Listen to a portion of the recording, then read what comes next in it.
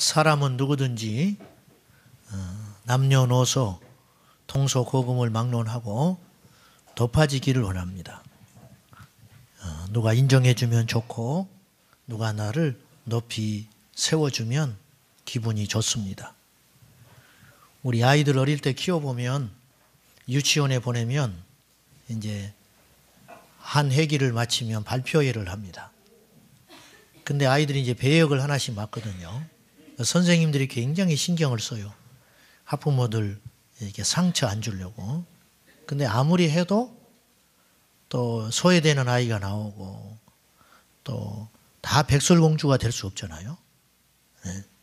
그러니까 또 배역이 시원찮은 거 맡아서 오면 이게 부모님들이 속이 상하고 가서 따지고 이제 그런 분도 있단 말이죠. 이처럼 사람들은 다 이렇게 높아지려고 하는 본능이 있어요. 네. 목사님들은 안 그럴까요? 제가 여러분과 함께 이렇게 뒤섞여 한 교회에 있으니까 내가 조금 이렇게 양보하는 것 같기도 하고 져주는 것 같기도 하고 그렇지만 저하고 동일한 집단에 가면 저도 또 높임 받으려고 하는 거예요. 그렇지 않겠어요? 네. 사람은 다 그래요.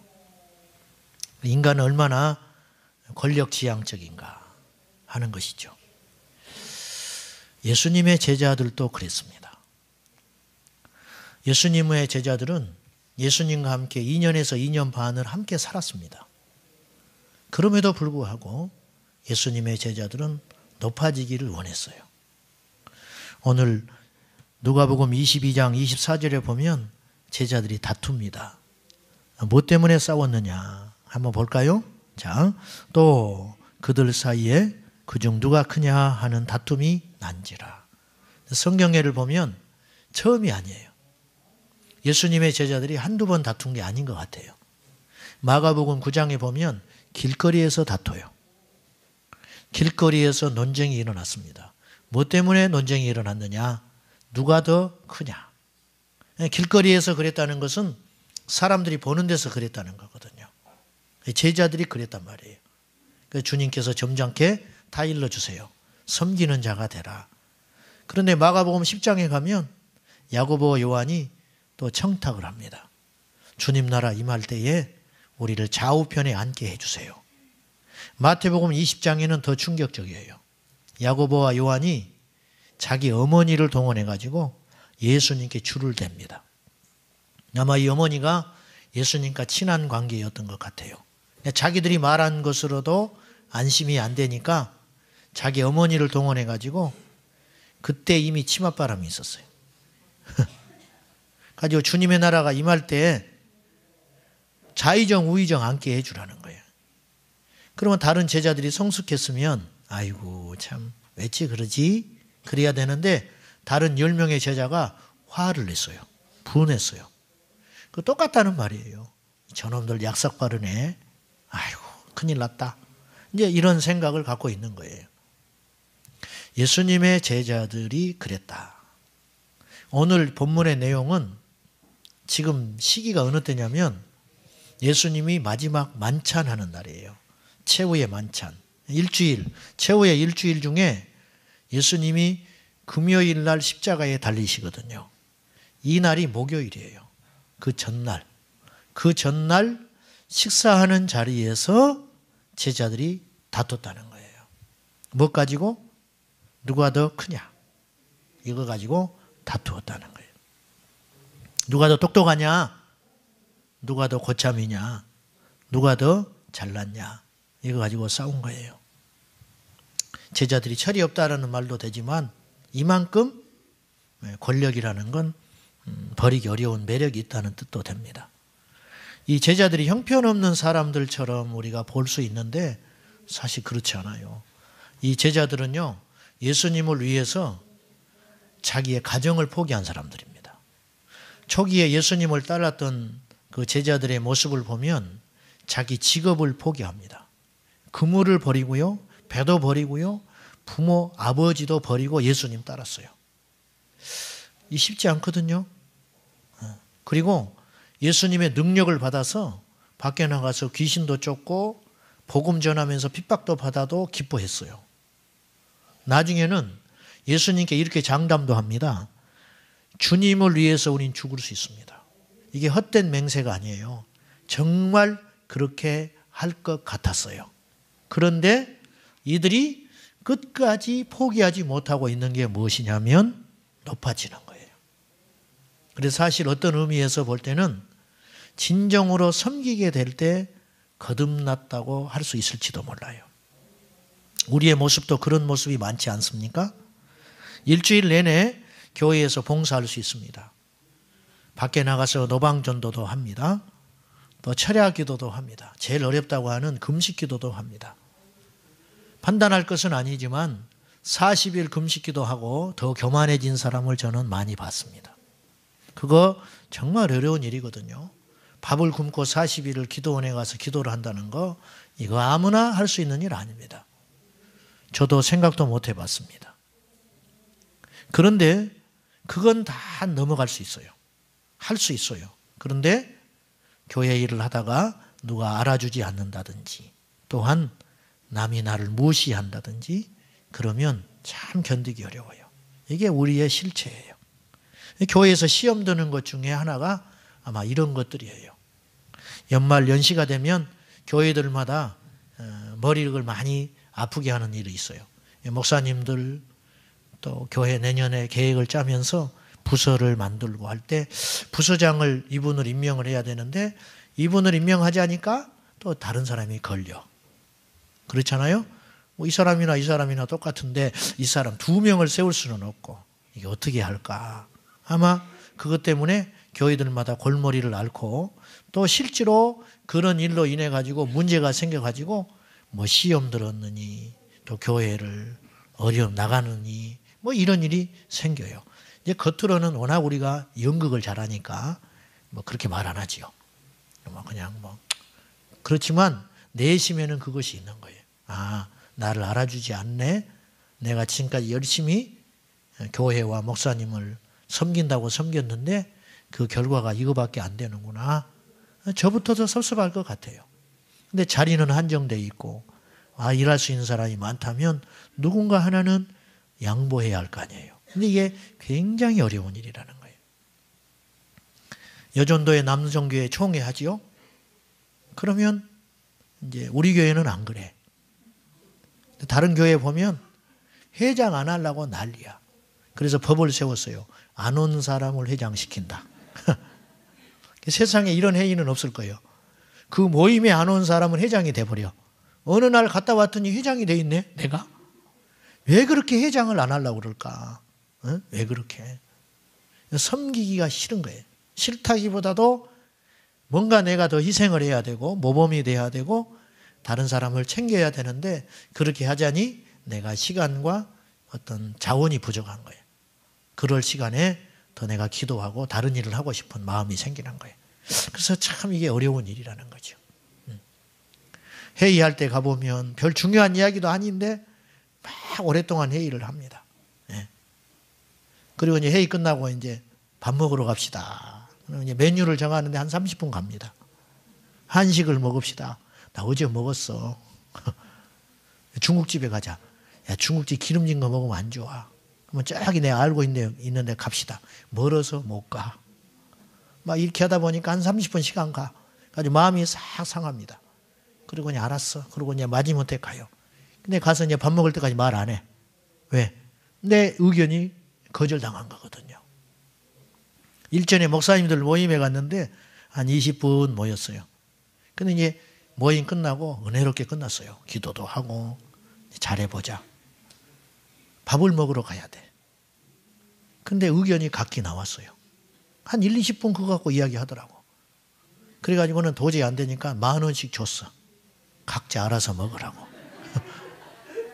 근데 그걸 받아들고 오는데 얼마나 마음이 먹먹한지 이걸 받아야 되나 말아야 되나. 진짜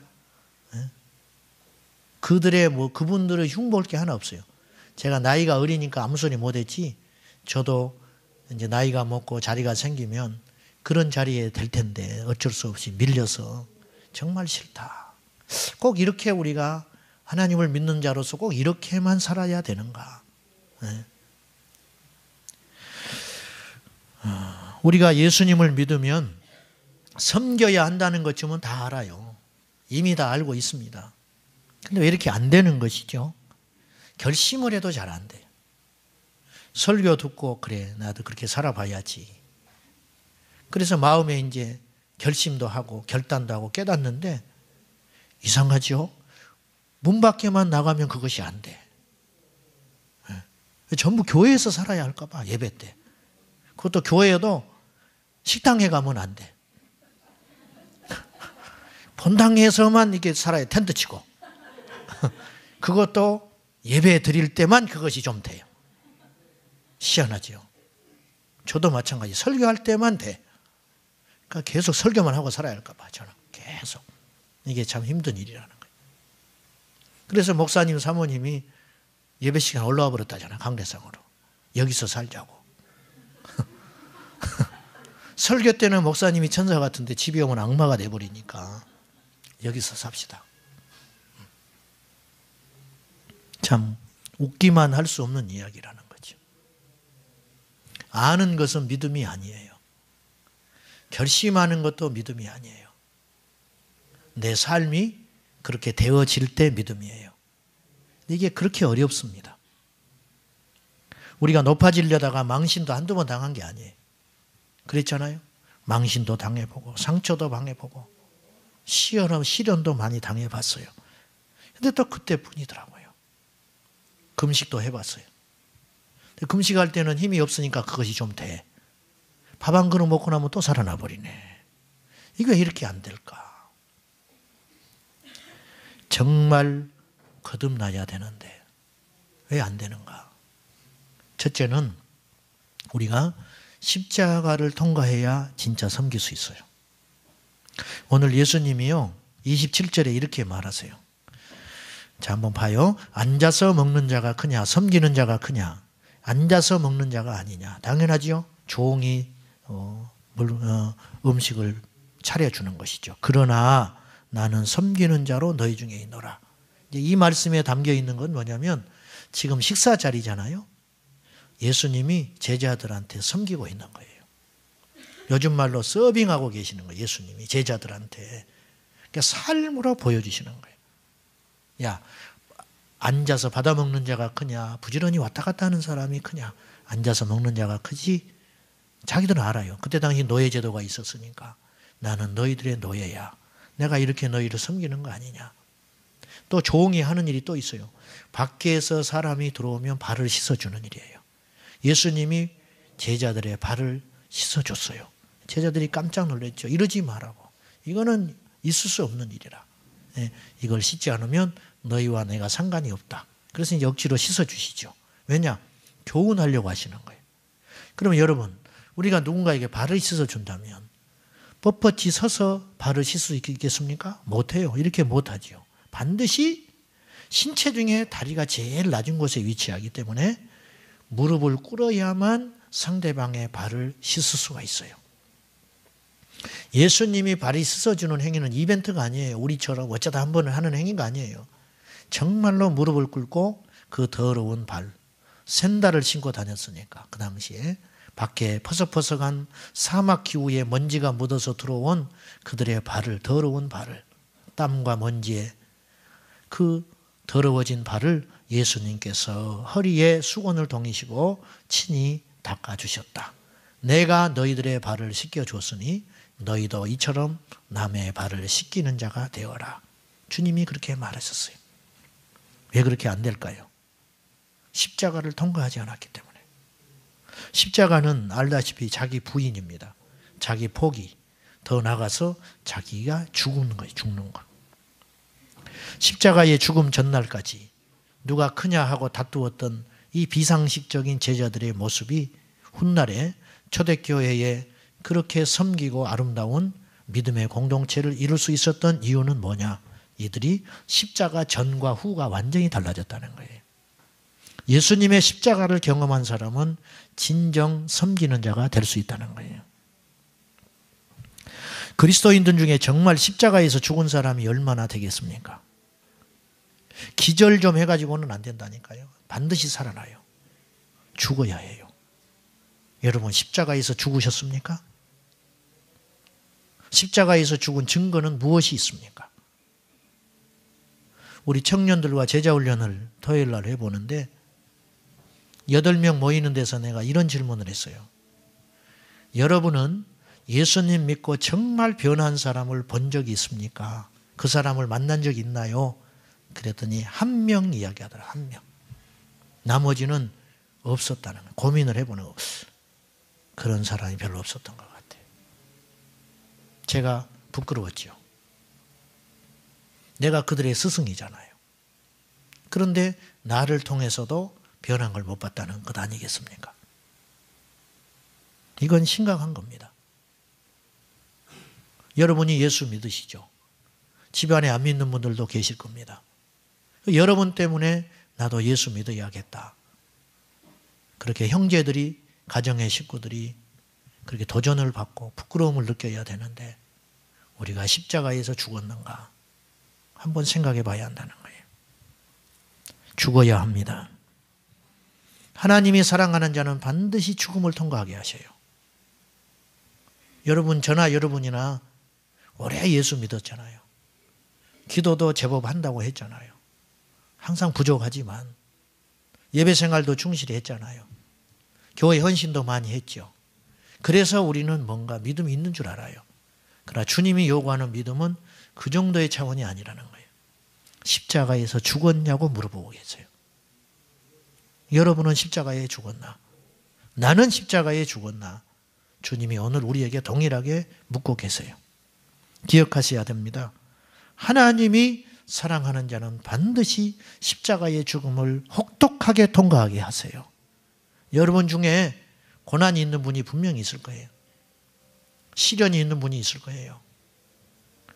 물질적인 시련뿐만이 아니라 관계의 시련, 영적인 시련. 그때 여러분이 하나님을 원망할 것이 아니라 하나님이 나를 사랑하는구나. 얼마나 나를 크게 쓰시려고, 혹은 얼마나 나를 바로 믿는 사람 되게 하시려고 이 혹독한 광야의 시간을 지나가게 하시나. 이것을 믿음으로 인내하고 깨닫고 갈 때 주님께서는 우리를 더 크게 사용하여 주세요. 그러므로 시련 중에 있는 여러분, 여러분이 아무리 노력했건만 끊임없이 여러분을 시험하는 시련이 오는 여러분이 있다면 여러분은 낙심하지 말고 이렇게 생각하셔야 됩니다. 하나님이 나를 사랑하기는 사랑하는구나. 여러분, 고난이 없이 교만하여 자기 잘난 맛에 살다가 주님 앞에 마지막 심판대 앞에 부끄러운 모습으로 서기보다 이 땅의 광야 40년을 고통 중에 자존심이 깎이고 아파하면서 긴긴 밤을 가슴을 치고 잠을 이루지 못하고 불면증이 올 정도로 나는 왜 이것밖에 되지 못할까? 나는 왜 참된 믿음의 사람이 되지 못할까? 이런 긴긴 시련을 지내면서 주님을 다시 붙잡는 그러한 삶으로 살아갈 때 하나님이 여러분을 사랑한다는 증거라는 거예요. 할렐루야. 사도 바울이 사도행전 9장에 자기 인생의 터닝포인트를 만나요. 예수님을 만납니다. 부활하신 주님을 만나는 것이 이 사도 바울에게는 영광이고 축복만은 아니었어요. 3일간 눈이 멀어버려요. 하늘로서 내리는 빛을 받고 사도 바울이 3일간 눈이 멀어버려요. 저는 그 대목을 읽을 때마다 생각을 해봐요. 잠시. 눈이 하루아침에 멀어버렸다. 이게 보통 일이냐? 보통 일. 예? 팔이 하나 없는 게 낫지. 3일 동안 사도 바울은 무슨 생각을 했을까? 저는 두 가지를 생각했을 것 같아요. 첫째는 두려움이에요. 아, 내가 이렇게 되고 마는구나. 여러분 한번 생각해 보세요. 하루아침에 눈이 안 보여버려요. 이거보다 큰 저주가 어디가 있어요? 보지 못하는 것처럼 불행한 일은 없어요. 두 번째, 바울이 자신의 한계를 깨달았을 것 같아요.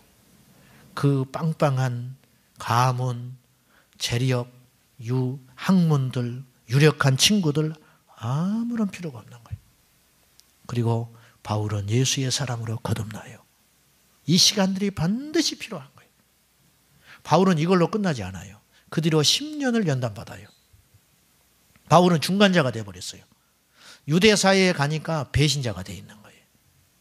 새로 탄생한 기독교 공동체에 들어가니까 믿어주질 않아요.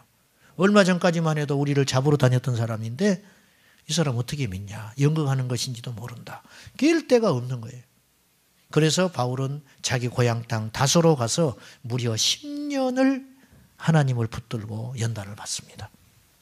10년이 됐을 때 바나바가 바울을 찾아옵니다. 그리고 안디옥 교회에 소개해가지고 같이 목회를 해요. 모든 하나님의 사람은 이런 시간들이 반드시 있었어요. 고난이 있으십니까? 그 고난이 클수록 하나님께서 나를 더 크게 사용하시고 더 붙들어 주신다는 것을 믿으시기 바랍니다.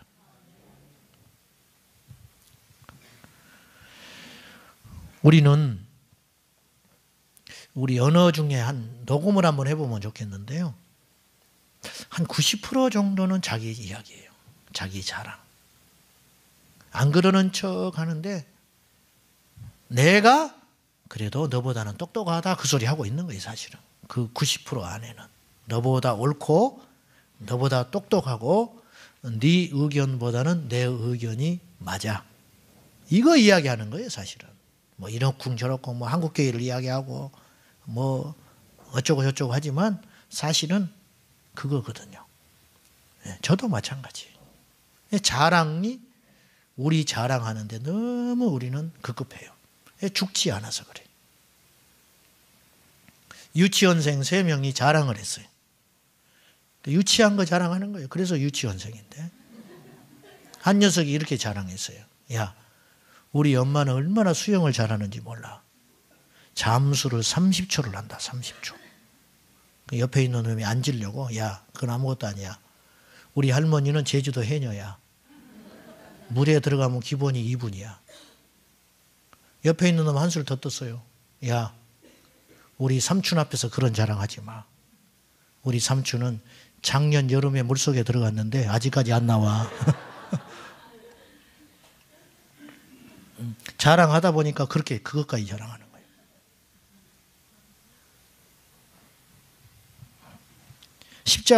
십자가의 의미를 아는 사람, 십자가를 통과한 사람은 자기 주장이 없어요. 세상을 함부로 살지 않아요. 가볍게 살지 못합니다. 빌립보서 3장 18절과 19절에서 사도 바울은 십자가의 원수로 행하는 자가 있다고 이야기합니다. 자, 빌립보서 3장 18절과 19절. 내가 여러 번 너희에게 말하였거니와 이제도 눈물을 흘리며 말하노니 여러 사람들이 그리스도의 십자가의 원수로 행하느니라. 그들의 마침은 멸망이요 그들의 신은 배요 그 영광은 그들의 부끄러움에 있고 땅의 일을 생각하는 자라. 그 신이 배라는 거예요. 배. 네. 보트라는 말이 아니고 십이라는 말이 아니고 이 복부, 위라는 거예요. 위. 오직 자기 배부를 것만 생각한다는 거예요. 이것이 신이라. 네. 그리고 부끄러운 것을 영광스럽게 생각해요.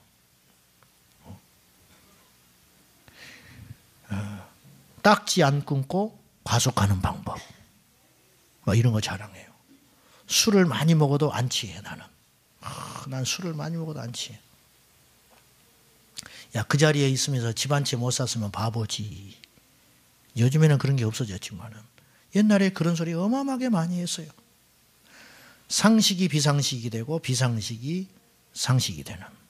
부끄러운 것이 영광이 되고 정직한 것이 부끄럽게 되는 그런 세상은 참 불쌍한 세상이 되는 거죠. 십자가의 원수로 행하는 자가 너무 많다. 하나님의 마음을 아프게 하고 부끄러운 걸 자랑하고 오직 자기의 배만 채워가며 사는 불쌍한 인생들이 너무 많다. 바울은 다 해봤어요. 높아진 데까지 높아져 봤고 최고의 영광도 받아봤어요. 사람이 누릴 수 있는 많은 것들을 누려봤어요. 그러나 그것들은 다 그리스도 안에서 썩은 배설물과 같더라. 예수 믿는 우리들이 이런 말을 가끔 합니다. 도저히 자존심 상해서 못 살겠다. 이제부터 그 소리 하지 마십시오. 우리의 자존심이 뭐가 있습니까? 죽은 사람이 무슨 자존심이 있어요? 공동묘지 가서 욕을 해보십시오. 그들이 일어나는지. 내 목만 아프지. 십자가에서 죽었는가? 두 번째로 예수님처럼 우리가 섬기는 삶은 어떻게 가능한가?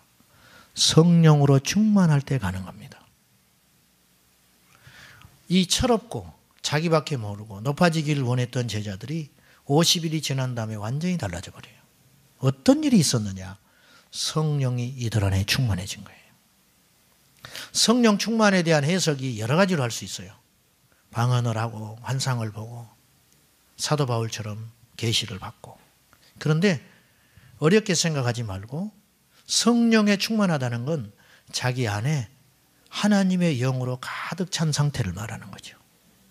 그러니까 내 안에 육이 가득 차면 음란하고 패역하고 거칠고 육이 나올 거 아니에요. 그런데 내 안에 성령이 가득 차면 성령님이 나타날 거 아니에요. 이게 성령 충만이에요. 마태복음 7장에서 예수님께서 거짓 선지자들과 참 선지자들을 구분할 때 거짓 선지자들은 절대 열매를 속이지 못한다. 그래서 나무를 어떻게 알겠냐? 그 나무가 이제 우리가 나무 겉모습을 보고 이건 살구나무인 것 같아, 복숭아인 것 같아, 사과인 것 같아 막 이렇게 우겨댈 수 있어요. 그러나 가을에 열매를 맺는 걸 보면 사과를 맺혔다. 그러면 이거는 절대 복숭아 나무라고 우길 수 없는 거예요. 그렇잖아요. 그건 진리예요. 우리 안에 주의 영이 계시면 성령의 열매가 나타난다는 거예요. 사랑과 희락과 화평과 오래 참음과 자비와 양성과 충성과 온유와 절제니 이 같은 것을 금지할 법이 없다. 그런데 원어에 보면은 우리가 생각하는 이 9가지 성령의 열매가 사랑도 있고 희락도 있고 따로따로 이렇게 나는 사랑은 있지만 희락은 없어. 이렇게 오해할 수 있는데 그 원뜻은요. 이 9가지 열매가 하나로 단수로 뭉쳐져 있어요.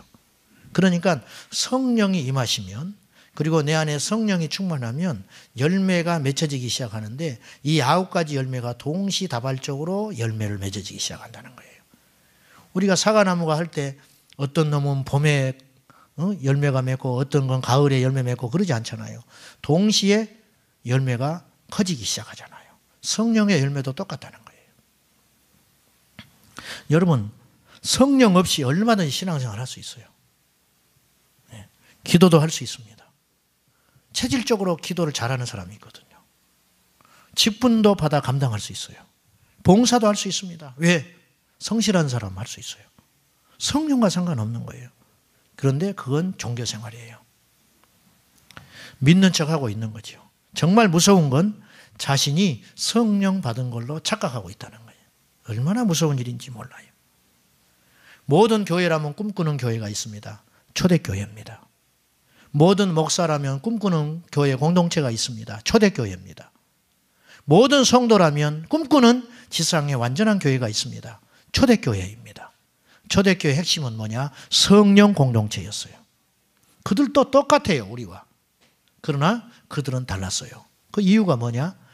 그들 안에는 성령이 충만했다는 거예요. 자, 사도행전 2장을 한번 찾아봅시다. 사도행전 2장 42절부터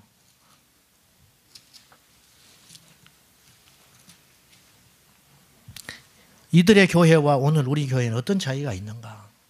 사도행전 2장 42절에 보면 자, 한번 읽어볼까요? 시작. 그들이 서로 교제하고 떡을 떼며 오로지 기도하기를 힘쓰니라. 사도들의 가르침을 받았다는 거예요. 사도들의 가르침을 받았다. 가르침을 받았다는 건 배우는 데 힘썼다는 거예요. 성령 공동체는 겸손히 배우기를 기뻐합니다. 여러분, 배우려고 하는 생각을 멈추는 순간 성장은 멈춰버려요. 배우려는 생각이 없어지는 순간 교만해집니다. 자기도 모르게 그렇게 돼요. 사도들의 가르침에 순종했다. 지금 이 사도들이 어떤 사람들이에요? 별것 없는 사람들이에요. 고기나 잡던 그냥 그런 사람들이에요. 그런데 여기에 모인 사람들 중에는 유력한 자들이 분명히 있었어요. 유대인으로서 품위 있게 율법에 충실하여 하나님을 잘 믿는 사람들도 있었고 헬라 문화에 능통하여 유학파들도 있었어요. 이들이 예수 믿었어요. 그래서 교회 안에는 히브리파와 헬라파가 함께 공존했잖아요. 근데 이들이 무식하고 별것 없는 예수님의 제자들인 사도들한테 가르침을 받았다는 거예요. 이게 보통 일이 아니에요. 교회 안에 나이가 어리신 교역자도 계십니다. 가방끈이 짧은 교역자도 있을 수 있습니다. 저도 여러분보다 못 배운 사람입니다. 그러나 주님이 기름 부어 세우셨으니까 초대교회 성도들은 순종해 준 거예요. 이것이 성령 공동체입니다. 성령님은 질서의 영입니다. 철저히 질서의 영입니다. 축복은 질서에 따라 옵니다. 교회에서 권위를 무시하고 셀에서 하나님이 세운 리더를 무시하는 것은 성령을 안 받은 사람입니다. 왜냐? 성령에 충만한 사람은 그렇게 할 수가 없어요.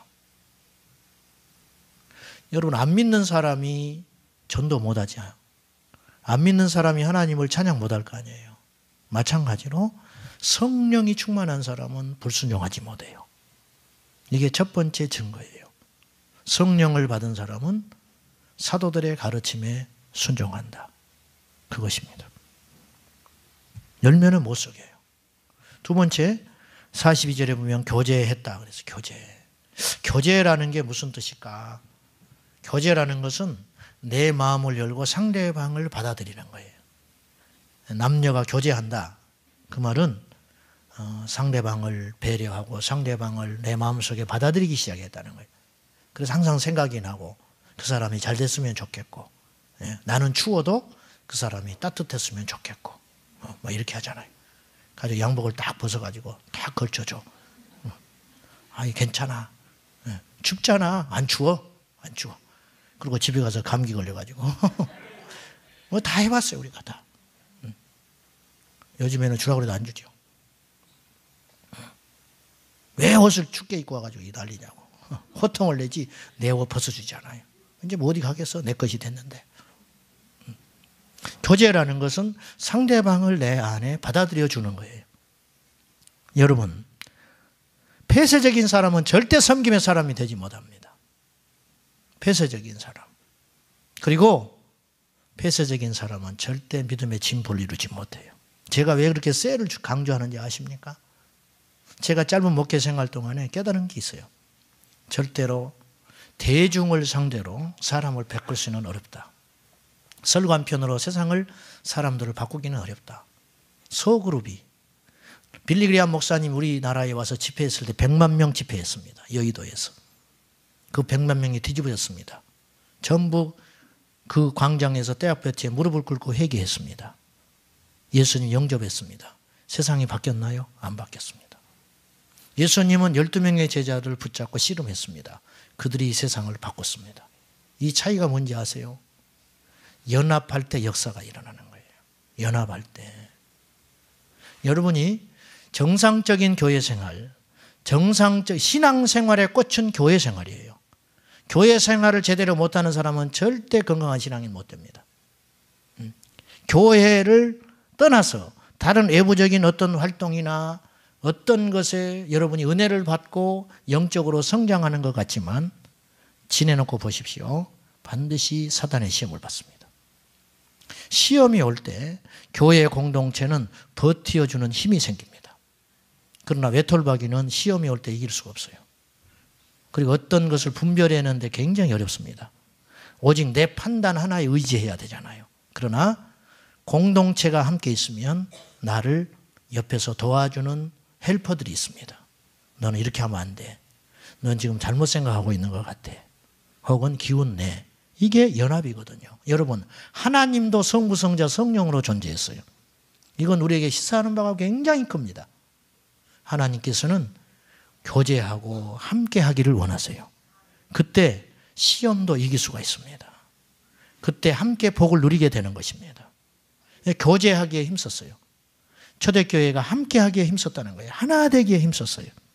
서로 통용하고 마음을 같이 했고, 오늘 42절부터 47절의 말씀의 요지는 이거예요. 함께라는 단어예요. 함께. 함께 나눴고, 함께 먹었고, 함께 물건을 나누었고, 함께 교제하고, 함께 기도했다. 함께 하는 거예요. 함께. 마음을 같이 해서 함께 했다. 섬기는 것은요, 물과 같다 그렇게 표현하고 싶어요. 물은 자기 형상이 없습니다. 이 컵에 들어가면 컵의 형상이 되고 밥그릇에 들어가면 밥그릇의 형상이 돼요. 이게 섬김이에요. 나는 사라지고 상대방의 유익을 구하는 거. 오늘 아까 읽었던 본문 중에 제가 일부러 그 본문을 넣었는데요. 베드로가 사단의 시험을 받습니다. 그렇죠? 시몬아 시몬아 사단이 너를 밀가부르듯이 까분다. 체에 올려놓고 흔들어 댄다는 거예요. 사단이 막 그렇게 흔들어야 돼요. 믿음에서 실족하게 하려고, 공동체에서 이탈하게 하려고 흔들어 대는데 내가 너를 기도했다. 그러니 너는 시험을 이기고 형제를 굳게 하라 그래요. 다른 사람을 섬기라는 뜻이에요. 형제를 굳게 세우라는 말이 뭐예요? 너는 이제 됐다. 너는 승리했어. 그러니까 네가 승리한 그 힘을 가지고 주변 사람을 섬겨라. 이게 하나님께서 우리를 부르신 목적입니다. 우리만 천국 가기 위함이 아니고 우리가 받은 은혜를 가지고 주변 사람을 섬기라는 거예요. 다른 사람을 위해서 기도하고.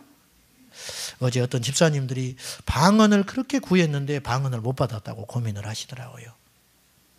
방언은 은사인데 방언을 받으면 좋다. 기도를 오래 하니까. 그런데 하나님 방언을 주신 이유가 뭐겠느냐? 중보 기도의 사명을 준 것이다. 하나님께서 기도에 무기를 주신 것은 다른 사람을 위해서 중보하라고 그 선물을 주신 거예요. 내 자랑하라고 방언 준 거 아니잖아요. 나 혼자만 깊이 영적 체험하라고 방언 주는 게 아니에요. 다른 약한 자를 위해서 기도하고 중보의 사명을 감당하라고 방언을 주신 것이다. 이거예요. 교회를 하나님 우리에게 주신 이유가 뭐예요? 나 잘난 맛으로 그렇게 고고한 학으로 살지 말고 함께 살라. 이게 물 같은 섬기는 자세라는 거예요. 사도 바울은 얼마나 영적 계시가 충만했던 사람인지 압니까? 삼층천을 보고 온 사람이에요. 사도 바울은 어마어마한 영성의 사람입니다. 그랬던 사도 바울이 고백하는 고백이 있습니다. 고린도전서 9장, 자 앞에 비춰볼 때 읽어보세요. 고린도전서 9장 19절에 보면 내가 모든 사람에게서 자유로우나 스스로 모든 사람에게 종이 된 것은 더 많은 사람을 얻고자 함이라.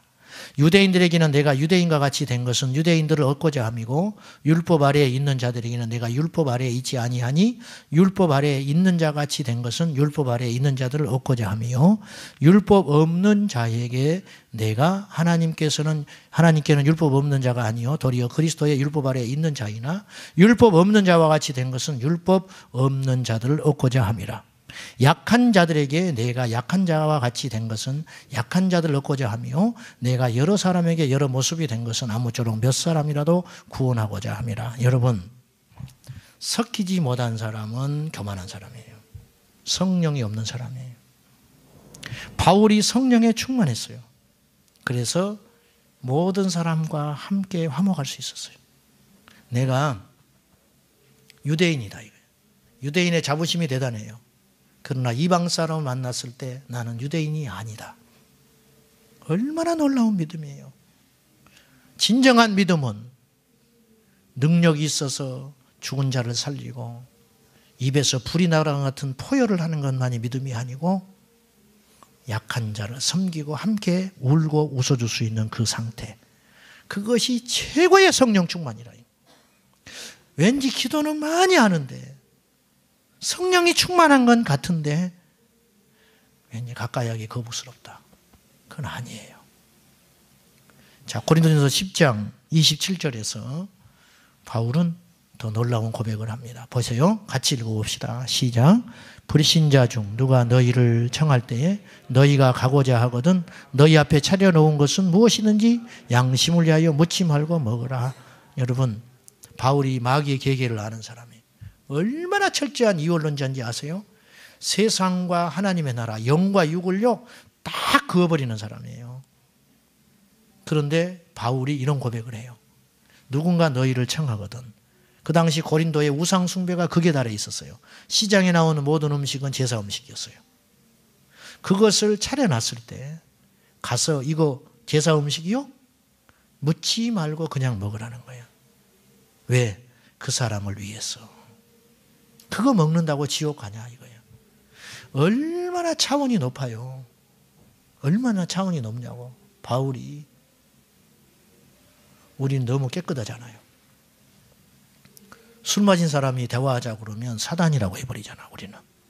에? 인간도 아니야. 이거는 뭐 술 먹고 나한테 이야기를 하자고 그래?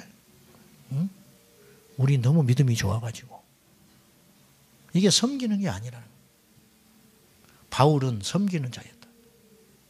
그 철저했던 바울이 차려놓은 음식을 묻지 말고 까다롭게 하지 말고 먹어라. 까다로운 사람, 성령이 충만한 사람일까요? 아니잖아요. 믿음은 먼 데 있는 게 아니에요. 믿음은 먼 밖에 있는 이야기가 아니에요. 우리는 교리 몰라도 돼요. 우리 교단이 어디에 있느냐 그거 몰라도 돼요. 칼빈 몰라도 돼요. 오직 하나만 알면 돼요. 예수님이 어떻게 사셨느냐. 그것이 중요한 거예요. 마지막으로 제가 이 이야기하고 마치겠습니다. 제가 이 이야기를 3번째 합니다. 섬김이라는 단어를 떠오를 때 이보다 더 좋은 이야기는 제가 찾지 못했어요. 일제시대의 남해도에서 불쌍하게 태어난 이자익이라는 이가 있었어요. 먹고 사는 게 힘들어요. 그대로 이 땅 굶어 죽을 것 같아요. 그래서 뱃사람에게 사정을 해가지고 육지로 16살 때 나옵니다. 배고픔의 문제를 해결해 보려고. 자기를 받아주는 곳이 없어요. 흘러 어디까지 오냐면 전라도 금산에까지 옵니다. 그때 당시 금산은 나주를 말하는 거예요. 금성. 그 당시 금성이라고 그러는데 거기에 와서 제일 그럴듯한 집에 들어가요. 그 집이 누구였냐면 만석군 조덕삼 집이었습니다. 그분 이제 손주가 돌아가신 조세형 의원인데 이 조덕삼 집에 들어가서 자기를 종으로 받아주라고 그래요. 먹고 살아야 하니까. 조덕삼이 마부로 삼아줍니다. 자기 집 운전기사예요. 쉽게 말하면 마부. 조덕삼이 훗날에 테이트 선교사의 전도를 받고 예수를 믿어요. 근데 어떻게 예수를 믿게 됐냐면 선교사가 왔는데 자기 집에 와서 전도를 해요. 근데 조덕삼 씨가 점잖은 사람이니까 이야기를 합니다. 냉수를 주고 차를 대접하면서 어떻게 이곳까지 와서 그랬더니 이 어눌한 언어로 이렇게 이야기를 하는 예수님의 사랑을 전하러 왔다고 해요. 조덕삼이 충격을 받아요. 나는 자기는 지금까지 누군가를 위해 살아본 적이 없어요. 누군가를 위해서 희생하고 살아본 적이 없어요. 이 사람이 이국 멀리 대우도 받지 못하고 죽을지 살지 모르는데 누가 있다고 여기까지 와서 예수를 전하나. 그러면 이분이 전하는 예수가 진짜 신일지도 모르겠다는 생각을 한 거예요. 그래서 그날로 자기 집을 교회로 내줍니다. 그래서 그곳에서 교회를 하기 시작해요.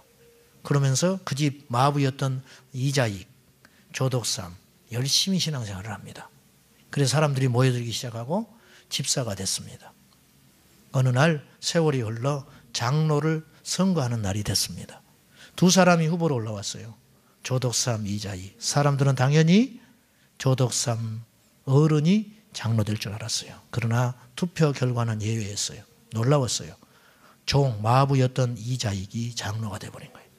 그 순간 테이트 선교사가 어떻게 할지를 모르는 거예요. 수습이 안 돼요. 장례는 찬물을 끼얹는 듯이 조용해져 버렸어요. 이제 교회가 깨져버리게 생긴 거예요. 그때 조덕삼 집사가 나와서 여러분 잘 하셨습니다.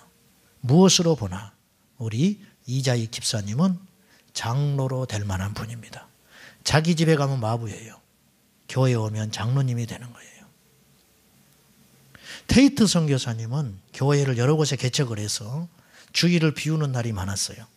그때마다 이자익 장로가 설교를 합니다. 그러면 조덕삼 집사는 그 밑에서 무릎을 꿇고 설교를 들었어요. 여러분은 그럴 수 있어요? 십자가에서 죽었기 때문에 가능한 거예요. 저는 그렇게 될 수 있을까? 왜 우리 교회는 조덕삼 장로 같은 분이 없습니까? 훗날에 이분 장로님 돼요. 그리고 자기의 사비를 털어서 이자익 장로를 평양신학교에 보내서 목사를 만듭니다. 그리고 자기 교회 처빙해서 평생 그를 섬깁니다. 우리나라 우리 교단 총회의 역사상 유일하게 3번 총회장을 한 사람이 이자익 목사입니다. 여러분, 하나님의 나라는 이렇게 아름다운 거예요.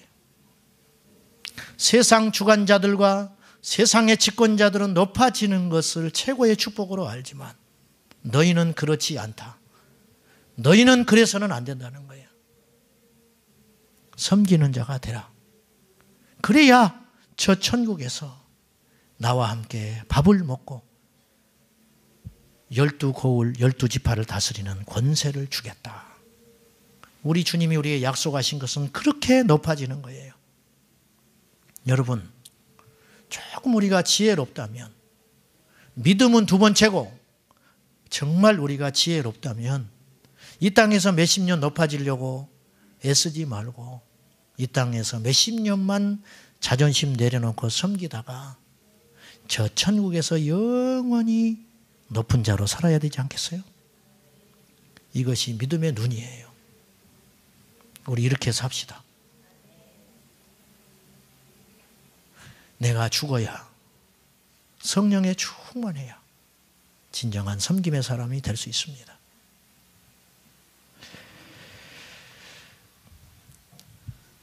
우리 교회의 모든 성도들이 서로 섬기기만 한다면 이곳이 하나님의 나라가 될 것입니다. 그리고 우리는 몰라도 소문이 납니다. 그 교회는 달라. 그 교회의 성도는 달라. 어느 교회 앞에 미용실이 있었어요. 그 미용사가 머리를 손질하러 오는 사람들을 보면 2 종류로 안다는 거예요. 그 교회에 다니는 사람과 그 교회에 안 다니는 사람. 표가 나버린다는 거예요. 최고의 칭찬이에요. 그 교회에 다니는 사람은 다르다 이거예요. 우리가 지금까지 그렇게 살지 못했어요. 이제라도 이 시간 이후로 그런 칭찬과 사랑과 존경을 받는 예수의 공동체 될 수 있기를 축원합니다. 기도하십시다. 사랑하는 하나님, 십자가에서 죽기를 원합니다. 성령으로 충만하기를 원합니다.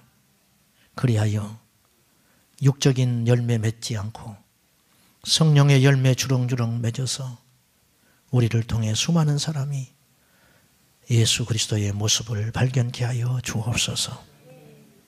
지난날의 모든 허물을 용서해 주소서. 지난날의 부족함을 용서해 주소서. 옛 정리를 생각하지 말고 이제부터 다시 시작합니다. 성령님 인도해 주시고 성숙케 하여 주소서. 예수님의 이름으로 기도하옵나이다. 아멘.